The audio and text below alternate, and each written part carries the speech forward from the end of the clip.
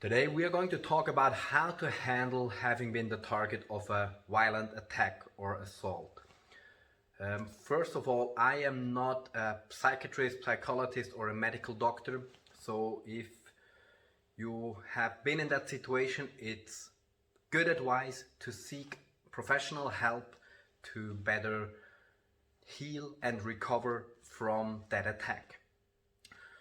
But here's my opinion as a martial arts teacher, fighter and former bouncer on what to do if you have been attacked and how to handle it psychologically. It's a question that I often get, like, Peter, this and that happened to me, what should I have done? And it's a topic that's very close to my heart. First of all, I would like to not call somebody who has been the target of an attack a victim, because that's a loaded term. I prefer to think of a survivor. And that brings us to the very first and very most important lesson. Never do that. Stay away from thinking, I should have been doing this or that. Okay? If you have been attacked and you survived, you won. Okay? You are still here. You won. Okay? Period. If you survived, you won. And be aware that you did the best you could.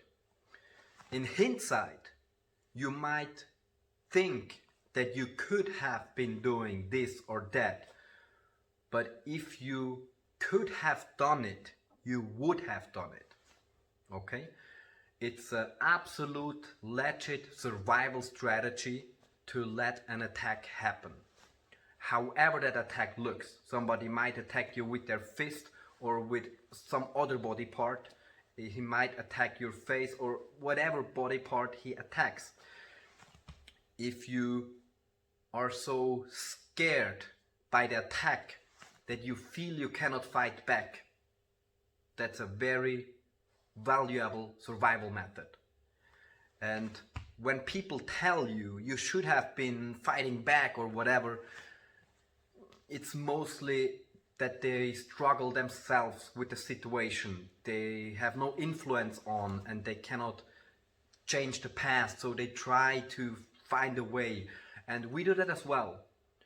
Even when we lose a fight in competition, just a normal fight, we are like, we should have been doing this, I should have seen it, I should have covered better, blah, blah, blah. If we could have, we would have. If you could have, you would have. If an attacker stands in front of you and he's so much stronger, taller, or just more intimidating, or maybe even armed with a weapon or whatever, and you feel in your heart that you cannot fight him, then that's it. You did what you could. It was a good decision. It was the best decision that you could make under the very stressful circumstances. It's very difficult to think under stress, right? And given the circumstances, you did the best decision. Now when it's time to recover, I think that is the basis that you need to base everything else on. You did what you really could.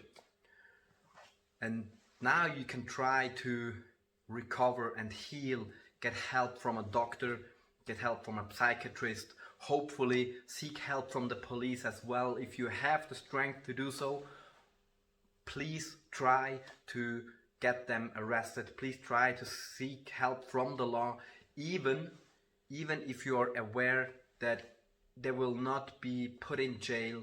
It still helps. It still helps. It raises awareness. And please, if you meet people who have been the target of violence, also be aware to not tell them they should have been doing this or that, but to validate their decision and experience. If they could not, that was the best that they could do. And the aftermath, it makes sense to learn to defend yourself and to deal with all the inner works and the inner injuries, and of course also the bodily injuries, and to let heal and to make strategic decisions for the future, we can only prepare, do our best, and validate that we have been trying our best. I really hope that helps you. Many people, including me, have been the target of violence that we could not perfectly handle.